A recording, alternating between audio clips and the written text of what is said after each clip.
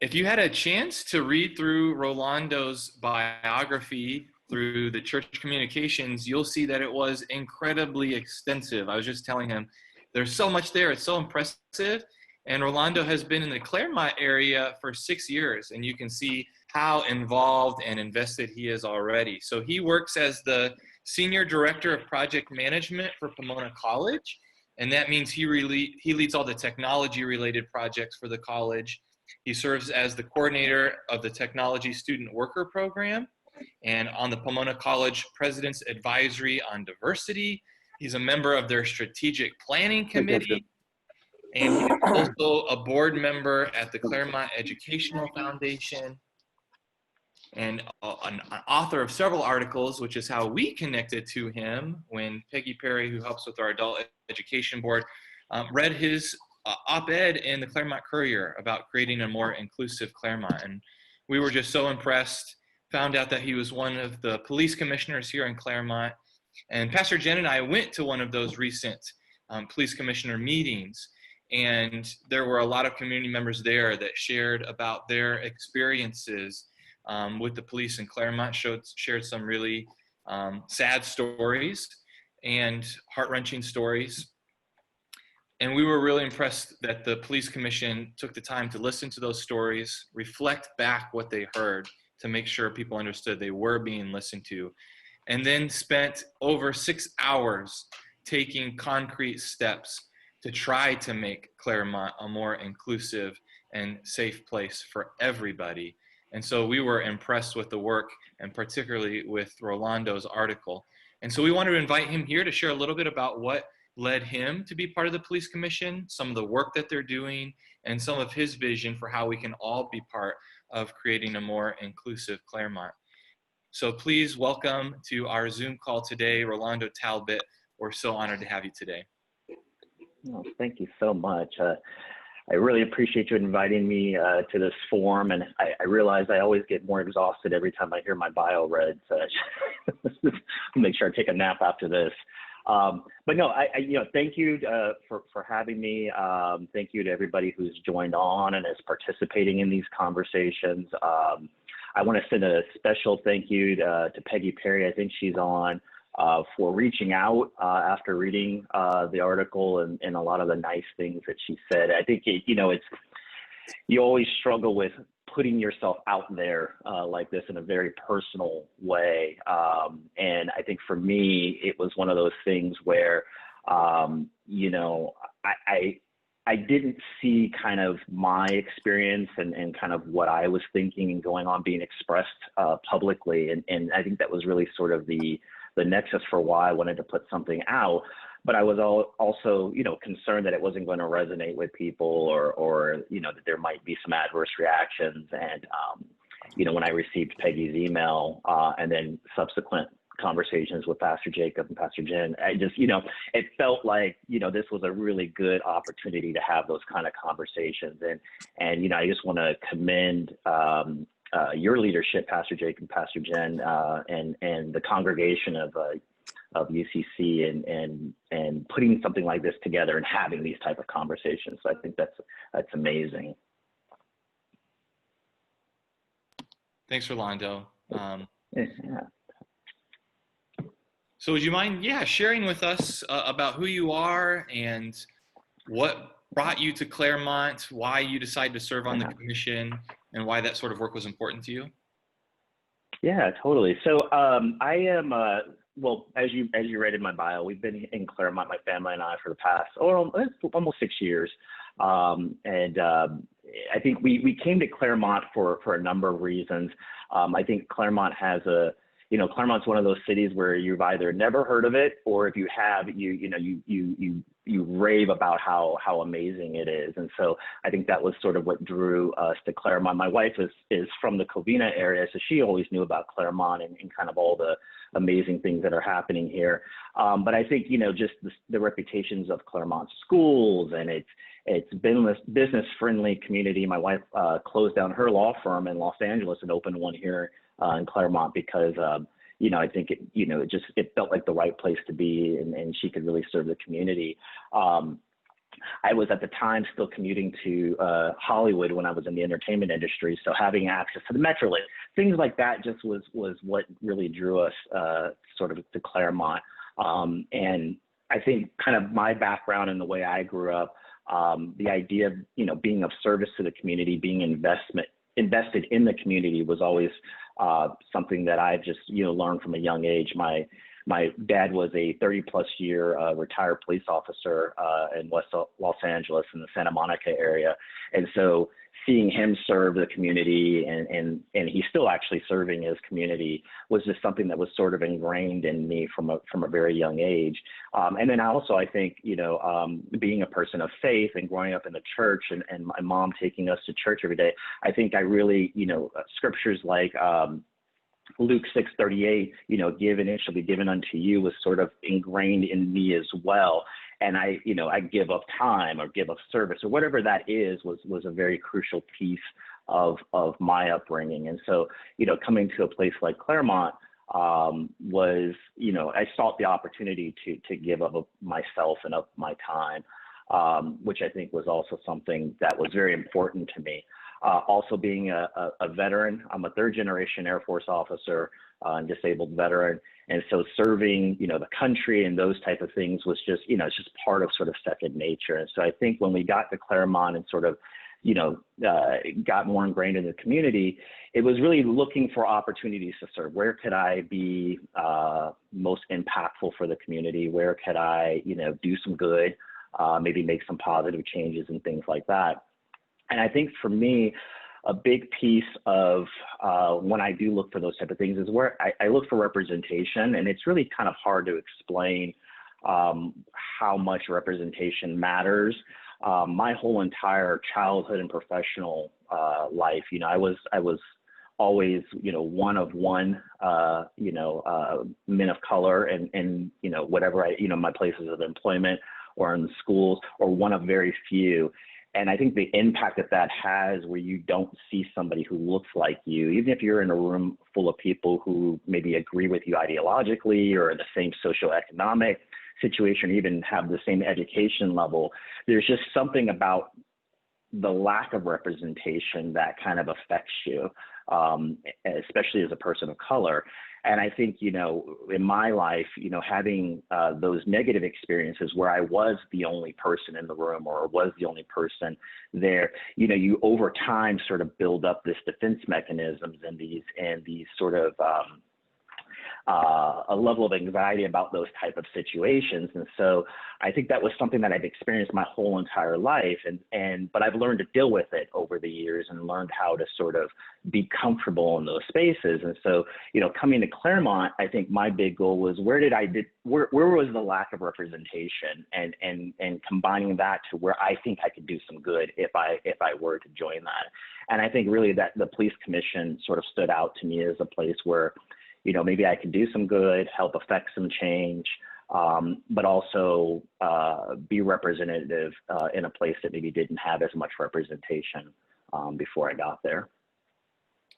Yeah, I think it'd be great to talk a little bit about the most recent meeting, but maybe first the article that you wrote, and you entitled it, Making an Inclusive Claremont. What did that mean to you? Why did you decide to write that article? And what do you think makes an inclusive Claremont? What does that even look like or mean?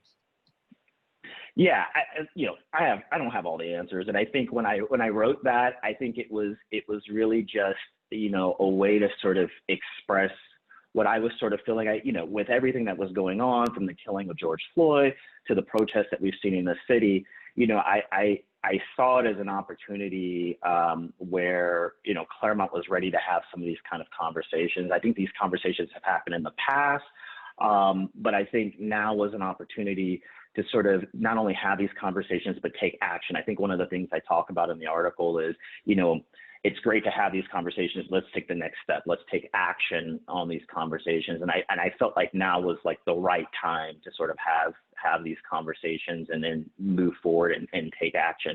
I think, for me, what makes Claremont an inclusive city and kind of getting there is a lot of what you see that's happening now today. And I don't think these are necessarily new concepts, but I look at it from sort of social inclusion, economic inclusion, and spatial inclusion, and kind of how we provide services for the community, or what we choose to get involved in. And so, for me, I kind of looked at each one of those spaces and I said, for example, spatial inclusion would include things like, for our fixed income seniors, are we providing the services as a community for them to thrive here in the community? When I think of things like economic inclusion, I'm thinking of things like business or restaurant owners, making products and services that cater to all the people in our community and not to just one subset or another. And then definitely in social inclusion, I look at what's happening now, even in our own police commission, where we voted to, or where city council voted to increase the commission from 7 commissioners to 9 commissioners in a move to make the commission more diverse and more representative of the community. That's what it's all about, is creating these spaces where voices can be heard, participation and what makes this city great can happen. And so, I'm really just motivated and excited to see where we're at now and the potential. I talked a lot about in the piece about this potential of us getting to a place where we are more inclusive, we are more welcoming to everybody. Everybody has a voice, and we're actively and proactively reaching out to include those voices. And now is as good a time as any to do that. And so I'm just really motivated and excited about that potential. I think in a lot of these conversations that I've been having over the past couple of weeks as a commissioner, or as a member of the police commission, I've been able to reach out and talk with a lot of people who are just as passionate about these ideas and these topics. I had an opportunity to talk to students at CHS and to just see how engaged they are in the community and how much they care about the community.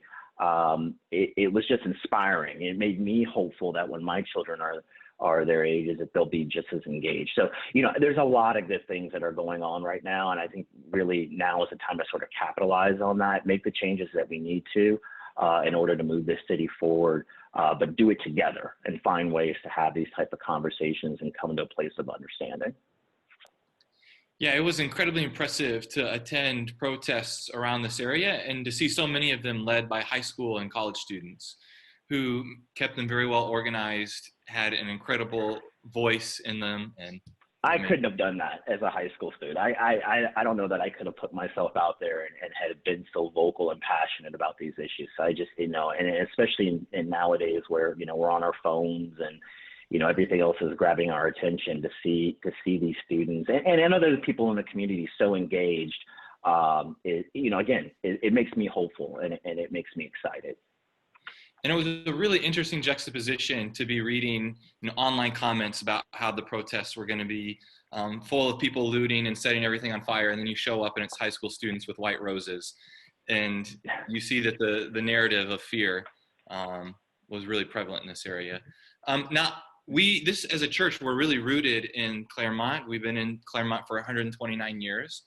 And at the same time, though, the membership of the church represents over 50 different cities in Southern California. So I just want to see if you agree that what we're talking about today about making Claremont inclusive is really about making every city that we live in inclusive. And the tools we're talking about can be taken back to whatever city someone on this call might be from. Would you absolutely. Absolutely. Yeah. And I think that's, again, the beauty of having these conversations. I do feel, though, that Claremont is uniquely positioned to be a leader in this space. I mean, the amount of brain power and community involvement that we have in Claremont really can put us as a leader and an example to not only our surrounding cities, but to other cities about how we can have these conversations, make the city more inclusive, hear from folks that maybe we don't hear from often, and do that all in a way and working together. Again, it's just, I'm excited about the opportunity and the potential for us to get those things done. So yeah, I think definitely, I think this is as good a time as any to get this work done. Awesome. Would you mind telling us what the Police Commission is and what it does? And I know that you told me it's important for everyone to know that you don't represent the Police Commission on this call, and people are free to share their experiences with you, but it doesn't mean that you can necessarily take action right now. But why don't you tell us about what the Police Commission is, and what they do. Yeah, thank you for that. So, for those who've been in Claremont a lot longer than I am, you'll recall the 1999 incident of the shooting of Irvin Landrum Jr. in the city of Claremont, and that really sparked the creation of the Claremont Police Commission, which was designed to be basically a resident, civilian, public interface between the city and its residents and the police department. And so really what we sort of in three main areas as members of the police commission work on behalf of the city with the police department to look at things like policies, regulations, and procedures that the police department put in place, and to make recommendations to city council on how we can make those changes and make improvements to the police department. And so that's really our main function. As you mentioned, the meeting July 9th, it was a very long meeting, but one of the positive things that came out of that was really the creation of what we call 3 ad hoc subcommittees of the commission, which we're going to tackle the first 3 issues of a long list of things that we need to look at. I think to clarify, I think from that meeting, if you attended that meeting and you heard the 3 sort of ad hoc committees, it's not to suggest that those are the only 3 things that we as a police commission will be looking at. We agreed, though, that these were the 3 things that we would start working on and then provide recommendations back to city council. But just to kind of outline briefly what those ad hoc committees are. So we had one committee that was going to look specifically at the citizens complaint form that's online right now, but making that more accessible. So again, talking about social inclusion and those type of things. It's making the way that we can get feedback into the police department more accessible to those who might want to file that, right? So our current policies and procedures of filing a complaint don't necessarily take into account maybe somebody's comfortability with actually going into the police department and turning something in, right? So we want to make those accessible. We talked about the actual accessibility needs of those that are maybe visually impaired, or those who maybe don't have the technology to access those type of complaint forms. And so we have a committee that's looking, an ad hoc committee that's really looking at that. And then the process by which commissioners review those complaints, and really looking into that process and making it as transparent as possible, so that we as commissioners can also be held accountable to the community that we serve. Another ad hoc committee was looking specifically at the use of force policies and procedures. And so it's kind of looking at it in 2 ways. One was specifically in the policies and procedures that we have today, maybe making some of the language more, I guess, coherent and in line with, what we've heard from the community. But then also looking at the process by which use of force investigations happen. And seeing as police commissioners, as representatives of the community, being involved in that process and being able to have a more transparent look at how those investigations happen. And that is a committee I sit on as well. I don't sit on the citizens complaint form and investigations committee, but I do sit on the use of force committee. But then I also co-chair our last committee, which is the community outreach committee.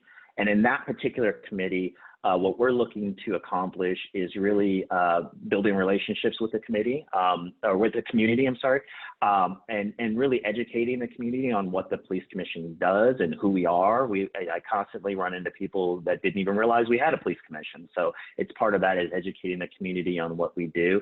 But then most importantly, it's really to listen and to be part of that conversation and to reach out not only to the community, but really to those folks that we don't often hear voices from, to build those relationships and hear what their thoughts are on policing, where we can make changes and improvements, but also hear the things that are working well, right? We don't want things that are working well for the city when it comes to policing to be put by the wayside. We want to make sure that we preserve those as well. So really collecting feedback, helping drive our work on the police commission. And so we are in that particular committee, we're meeting with a lot of different folks to really gain that understanding and gain that perspective, so that when we do make those recommendations back to council, those will be really reflective of the community and inclusive of the community. And so that's really a lot of what we've got going on in the commission, amongst all the other, things that we're working on right now. Those are our three main ad hoc committees right now. Great. Yeah. Thanks, Rolondo. And I remember at the end of that meeting, there were a few other potential ad hoc committees that would be down the pipeline. What impact do you think having community members at the police commission meeting had on the meeting itself, in terms of community members sharing their stories or allies sharing their opinions? Did that have an impact on all of you? Absolutely. I mean, again, I'll speak for myself and not for the entire commission, but I think for me, it was absolutely impactful. We work for you. We work for the committee, for the community, and I think your voice is what we're there to represent. And so, in all of these meetings, when I talk about the conversations and the action is to continue to show to these meetings and make your voice heard, share your experiences with us and with the rest of the community, because that's how we're going to be able to affect change within, the city of Claremont. So those voices and those stories are absolutely impactful. I mentioned I met with some students, I think it was maybe now a couple of weeks ago, to kind of hear their experiences and hear kind of what they're going through specifically when it comes to policing. And, you cannot help but see your own children in those positions. You cannot help but sympathize and empathize with the stories that you're hearing. And again, it's how do we work to affect change together, right? So it's, I absolutely want to hear those stories, but also want to hear that feedback and suggestions on moving forward as well. So, I encourage everybody that's on with us today and around to, continue to show to these meetings and make your voice heard, because that's really how the change is going to happen. And that's really how we can then, as commissioners, do our job better. Would you have a message for anyone who might be in the camp of everything in Claremont is great, the police department's wonderful? As a police commissioner who's tasked with just constantly reviewing what's going on with the police department, what sort of message do you have for someone who thinks that everything's okay and fine and we don't need to do anything? Right. Yeah. So, that's a great question. I appreciate you asking that. I think, we would have to sort of admit that, no place is perfect, including Claremont, and that there's always things that we can improve upon, even if on the surface it doesn't look well. I always ask those folks, that, the best thing that we can do right now is communicate and have these type of conversations. If those folks are open to talking with somebody who maybe has a different opinion and understanding how maybe things aren't as great as they see it, that's another opportunity. Definitely coming to the commission meetings and hearing the lived experiences of folks that share that is probably the most impactful way that I can think of.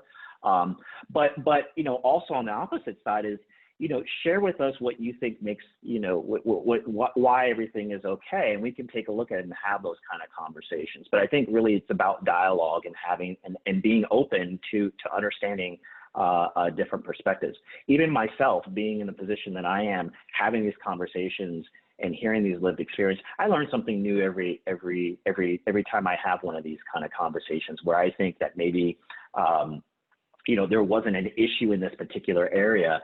I learned, oh wait, there is, for this person or this lived experience. And so, for those people who, really love Claremont and think Claremont is great, help us make it even better. Help us with having those conversations and being part of the discussion is really what I would say.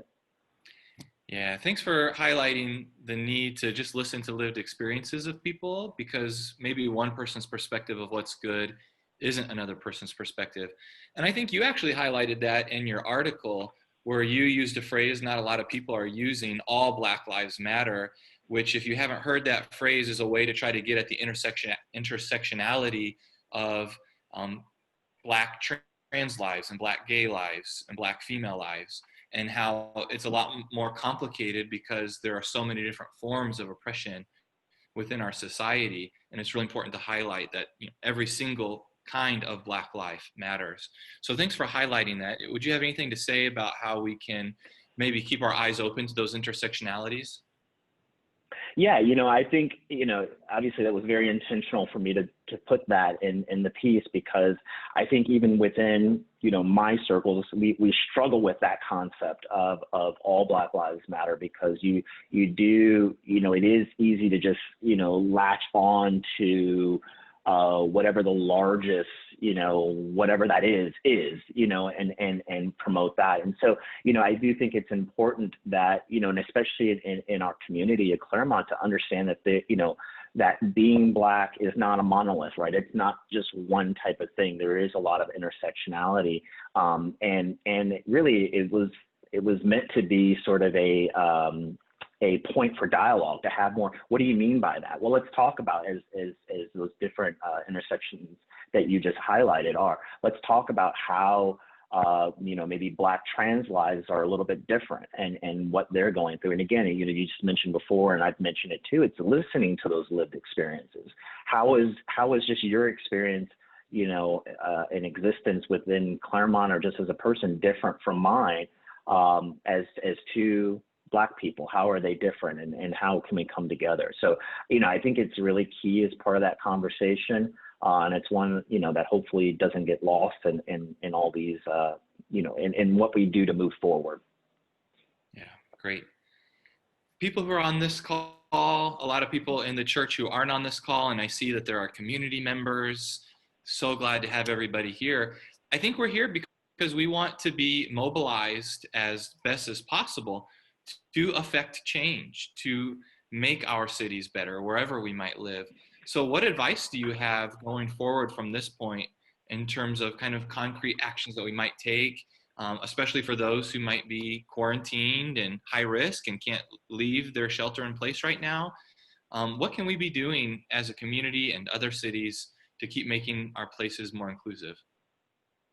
Yeah, that's great. So yeah, I mean, this new normal that we're in, just presents another challenge in doing this, right? Pre-pandemic, I'd be like, oh, get out there and, support, but it's difficult to do that, and not everybody can do that.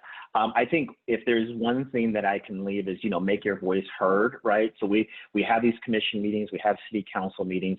Definitely, and I realize, and even for myself, I think when I was initially thinking about becoming a member of the commission, the police commission, the thought of putting yourself out there and making your voice heard when you're not used to doing that can be kind of daunting. But now is the time to do that.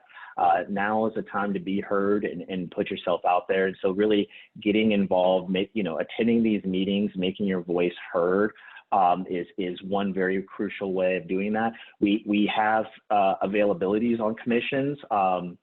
We have a number of commissions that are happening throughout the city of Claremont. So definitely, if you're looking for an opportunity to serve, especially in those areas, as I mentioned before, where maybe you see a lack of representation, whether it be a representation of thought or whatever it might be, consider serving the city in that capacity. We've got elections coming up, right? We have the school board that's coming up. We have city council positions that are coming up. Getting involved in those is the best way you can, is a good way to help affect that change, and help being part of that, of those solutions. And then really having that dialogue, as we talked about before, even if you believe that, there's nothing going on and your lived experience has been amazing, being able to, reach out and hear different perspectives, I think is one of the key things that's really going to help move this forward. I call it being neighborly. I think another thing, I didn't mention it earlier, but I think another thing that made Claremont so appealing to us was this sort of the small townness, in that everybody knows everybody, or is related to somebody in some sort of way, or had some sort of experience or something like that. And so, Claremont can be a very sort of connected city in that regard. And it's really being neighborly and reaching out, especially to those folks that maybe you haven't reached out to, that are your neighbors, and really having those conversations and getting to know one another, and just hearing those different perspectives is, I think, another key way of helping, becoming more inclusive and making that change. And then, hopefully when we're on the other side of this pandemic and we're able to go out and see one another again, and shake each other's hands and have dinner with one another, is making sure that we do that, making sure that we keep that connection going. But definitely, being open to service, being willing to contribute to the community, connecting with one another and listening to one another. I realize it might sound a little bit, cliche, but I really do think that that's what's going to help us move forward and make Claremont a better place. Yeah, thanks, Rolondo. I think it's a good reminder for everyone here that it's really hard to go to a local city meeting like church council or police commission or school board and to share your thoughts. But that's probably one of the biggest ways that people can make a difference locally, is that the leaders need to hear from people and what they're thinking, because someone who's really riled up and maybe antagonistic about something is going to show up. And it's important for the leaders to know there are other voices out there who want to create. The squeaky wheel gets the grease, right? Yeah. So be that squeaky wheel is what I'm trying to say, or something like that. I don't know. Exactly. That's a good activism thought, is keep coming forward until change happens. So I think we can open it up to questions from everyone. There's actually one privately in the chat already. And the question was, what is the extent to which private police foundations play a role in the Claremont Police Department? I don't know, Rolondo, if this question is related to that Facebook post from the foundation that took a picture of the rally at the corner of Indian Hill a few weeks ago. They took it down and apologized for it. But I think people in the community are curious, what's the role between the police foundation and the police department? Yeah, so the Police Officers Association. So again, I'm not a representative of either the department or the Police Officers Association, so I can only offer sort of my take on it. But from what I do understand and know, the Police Officers Association is really just the bargaining organization between the line officers and the department and the city. So, from a structural sort of standpoint, it's my understanding, there really is no, relationship other than, the association is there as the bargaining entity to represent, the officers' interests when it comes to things like pay and benefit and those type of things, the police officers union. But, that's the extent of my knowledge. I did see the Facebook post too and saw it taken down and I think all around, my personal opinion was an unfortunate incident that happened. And I think, it maybe didn't communicate the message that I think the Police Officers Association was looking to communicate. And, that is problematic when we talk about activism and trying to make changes, is we need to find a way to have these conversations and move forward and understand, you can support the police department, you can support them and want to have change. And it doesn't mean that, the officers are not doing their job, and it doesn't mean that change is going to destroy everything. They don't have to, you can't have one you don't have to have one without the other. And I think that's really what's important to me in having that message, is that, you can show your support and want to make the city better, and you can do both. And so, yeah, I guess that would be my sort of thoughts on that. Yeah, thank you. All right, does anyone have a question for Rolondo? You can unmute yourself and just jump in if you do. Yeah, Peggy. Hi, Rolondo.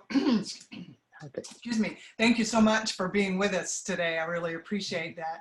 I was going to ask you about another hat that you wear, and that's being on the advisory committee at Pomona College related to diversity. And I know you don't speak for that committee or for the colleges, but I was curious from your personal standpoint, what are some of the challenges in that regard for the colleges, and maybe some successes that you've seen in recent years? Oh, that's a great question. I don't get to talk about this too often, but it's something that I'm also very passionate about. So my role on the strategic planning committee for the college is really in the I represent sort of the technological sort of aspects of what we're doing as a college. And so one of the big things that is really important for me is what we call the digital divide. And that is the concept that students that we're bringing to the college don't all start from the same place when it comes to their access to technology. We tell these stories all the time where we have students who come to Pomona College and have, for the first time using a computer to do their work, or for the first time using certain programs that we sort of take for granted in our certain situations. But then there's also the ability to actually have that access to that equipment.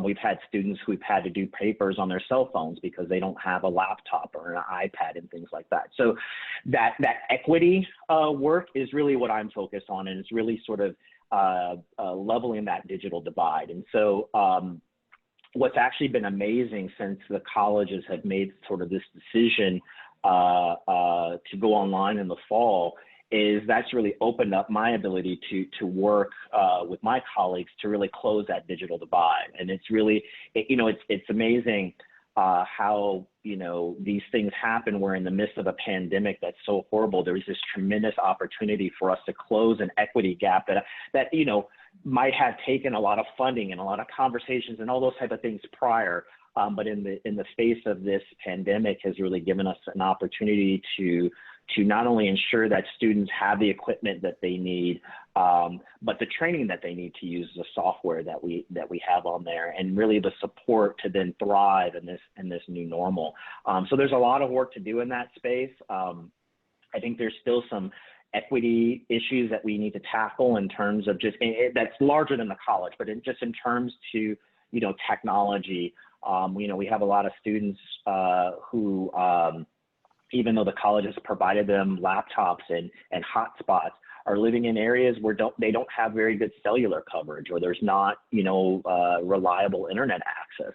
So how do we work with that? We've given them all the technology, we've trained them on how to use it, but they still have an equity issue because they can't effectively get online. So it's those type of things that I'm really passionate about and looking at, and that's kind of what we're looking at building in the larger strategic plan for the college in that one sort of area.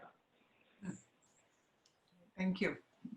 Yeah, great question, Peggy. I know there's a lot of disabled students who have been wanting these sorts of technological accommodations and been told they're not possible. And we have been kind of forced into a time where we've got to close these equity gaps. So thanks for your work with doing that, Rolondo. Yeah. Another question?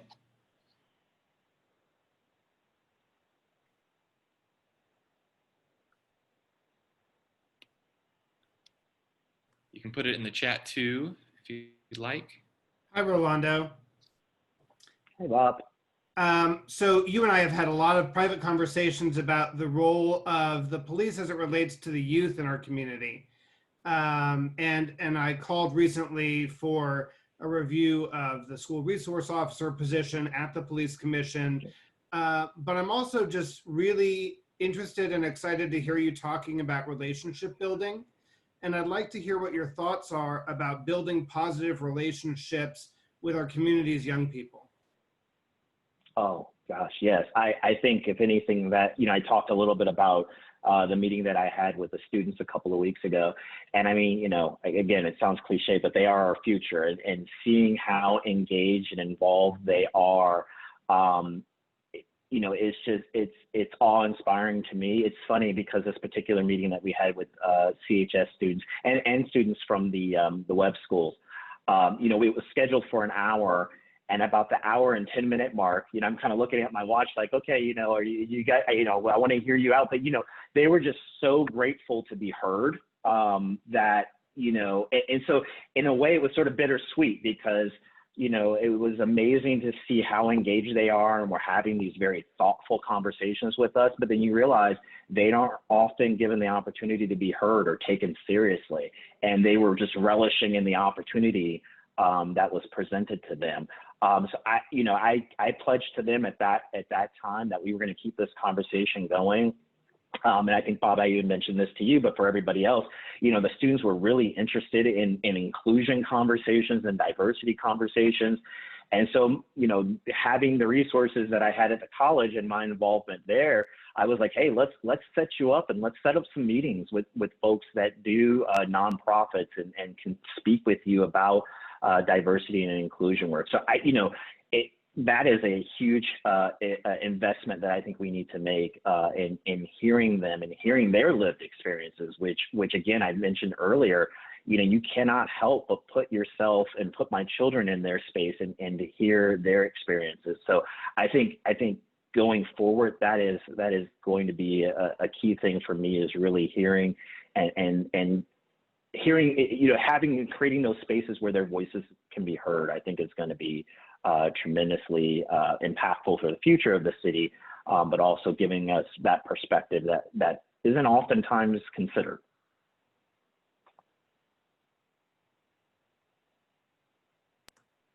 Thank you. Yeah, thank you, Bob. Thank you, Rolondo.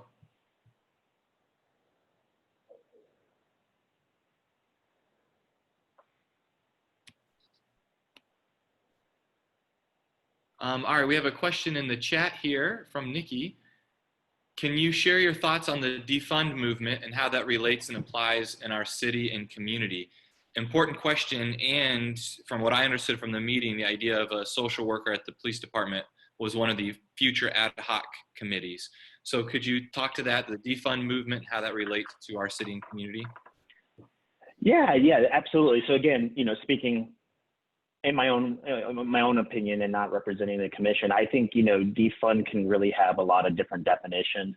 I think the way that we're looking at it, and it's a tricky thing that we're going to have to tackle, because if you take a look at our police budget, there's oftentimes I hear a lot of criticism that the police budget is increasing year after year, but when you actually get into the nuts and bolts of the budget, which I hope all of you get an opportunity to do, and we will be discussing that at future commission meetings, you get a sense of kind of where funds are being allocated, and that, I think when we talk about defunding, it's taking a look at maybe some of those areas where police maybe shouldn't be doing work, like social work and those type of things, and really reallocating those funds or defunding those areas and applying, funds to other areas. And so, definitely I think, as a commission, we should really, not only hear from the community, but really have those thoughtful conversations about, what are the things that really should be done by the police versus what are those things that can be done by other social services.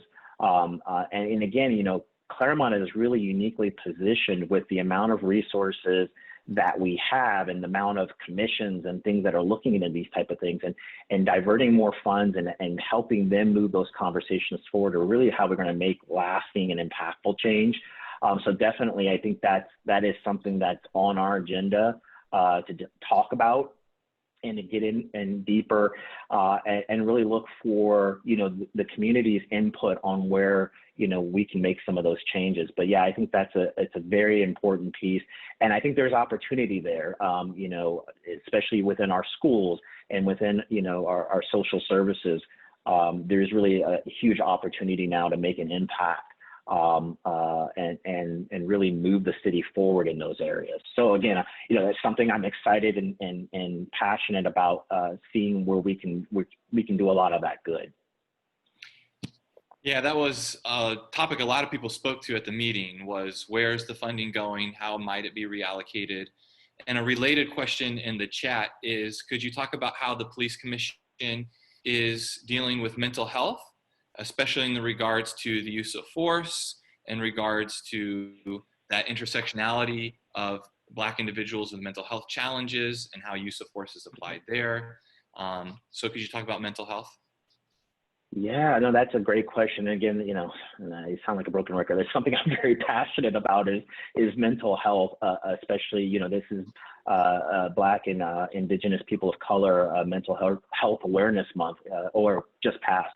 But, I think that's very, very important. So, we as a commission, that is definitely something that's on, my radar and the commission's radar, and really looking at those policies and procedures. So specifically in the use of force ad hoc committee, as I mentioned earlier, we're looking at the specific language that's within the policy and making recommendations. And that's feedback that we want to hear from the community, because we're really taking a serious look at, how the police right now get involved in those type of situations. So when we talk about defunding and we talk about, can we actually bring in social services to help be part of that conversation? I think is really a great place to start when we have these conversations, and taking a look really at what those procedures and those policies really are. And so, I hope that within the next month or so, as we have these conversations as a committee, I can come back to you, to the community, and have you involved in part of these conversations. And we can kind of give you what we've uncovered, and really, again, have that dialogue and have those conversations about how, we're going to make these changes and really, take a look at. But, I think it's a very, very important issue.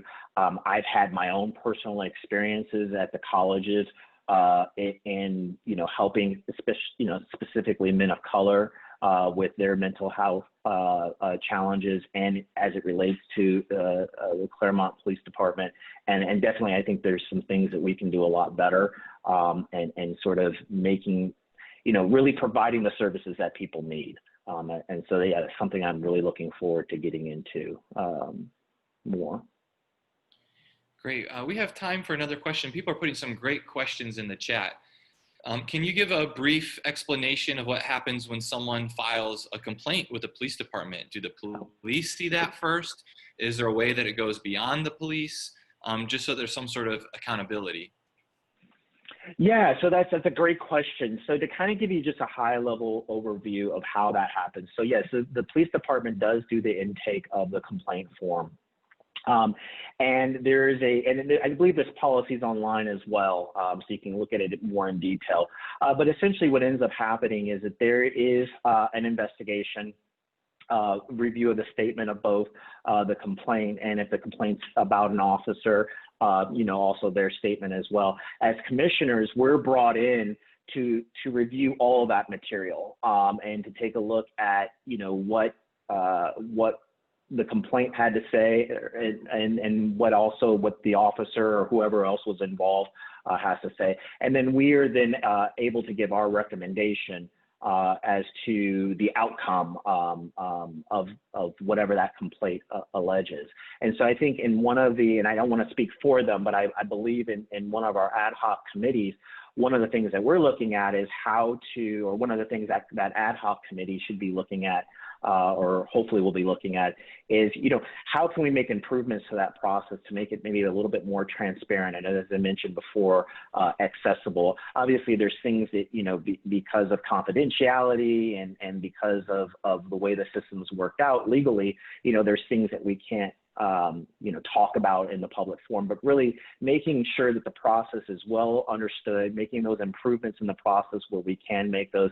And really, when we talk about community building, and where I see my role is really as members of the commission to reach out to you and really build that trust and build that sense of community, so that that when I sit in a investigation, that I'm representing the community effectively when I review these type of things, and that I'm looking for equity. I'm looking for, did the officer follow policy? I'm looking for validity in the complaint, and that you as a community trust me in being able to do that. And so that's where I think the community building and building that sense of trust is really key as part of that investigation process. Thank you, Rolondo. And I know that was part of the discussion at the last meeting, was how do you get more civilian review? And people were bringing up the analogy of, players in sports don't ref themselves. It's good to have, a lot of eyes on this. All right, we have 2 more questions in the chat. We'll ask those quick, and then we'll wind down everyone. Do Claremont officers still wear microphones, and do their vehicles still have cameras? And then another question privately messaged, how do you respond to folks who might have experienced criminal activity in the area? Yes, so in terms of the mic, the police, as far as I know, they still have the cameras in the car to be able to record. Police officers do carry the portable recorders with them as well, so that they can record statements and comments and things like that. I do know that there was an effort to put forth the body-worn cameras and try to get those involved. I think at the police commission, that was something I stated that I'm in favor of.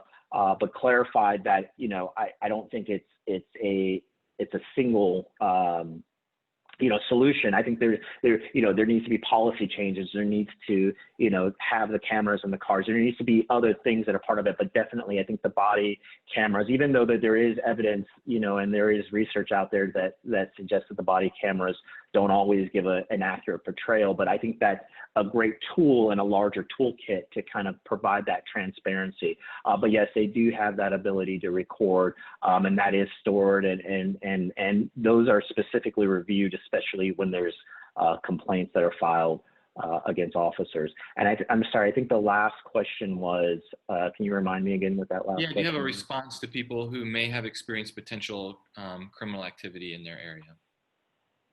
Yeah, so I think if we're talking, just crimes being committed or crimes by officers, but, certainly, contacting the police department, if there is citizens complaints, definitely filling out the citizen complaint form as a member of the police commission. I'm always available to be contacted if there's concerns and things like that. But yeah, I think there's a variety of ways of sort of reporting those. And again, the ad hoc committees, I would hope, are looking at ways of making that even more accessible, right? And saying, looking at the ability of maybe putting something on your phone or something like that. That was one of the kind of concerns I had, if you're witness to something, by the time you get to a computer and then fill out something, assuming you have a computer, or you get to the police station to fill out a report, it could be days, it could be hours, since the incident happened. So making something that's a bit more instantaneous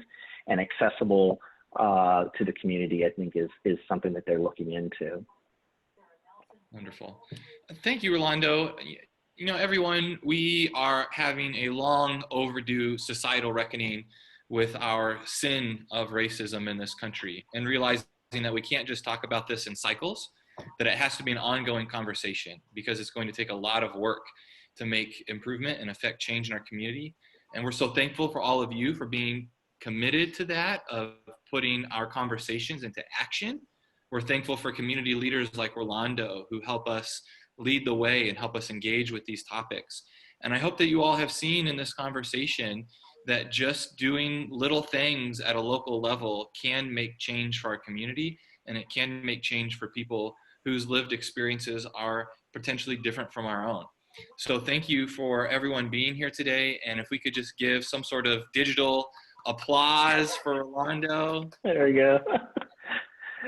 Thank you so much. I saw some private chats come in. If we didn't get to them, feel free to email me. I guess I can get my email address out here. I can send it to you, Pastor Jacob, and we can send that out. But I just wanted to make sure that for the, right? Yes, I do.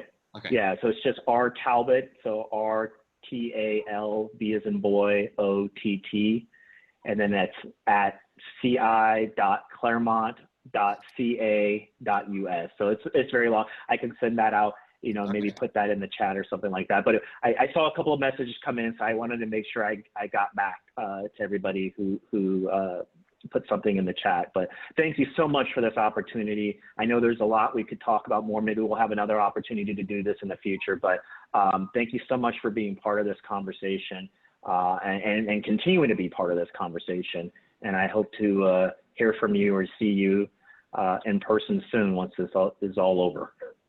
Thank you, Rolondo. You have been so accessible and so wonderful, and the people of the community really appreciate that. Thank you. Thank you so much. Thank you so much. All right, take care, everyone. See you in worship in a few minutes if you'll be joining us.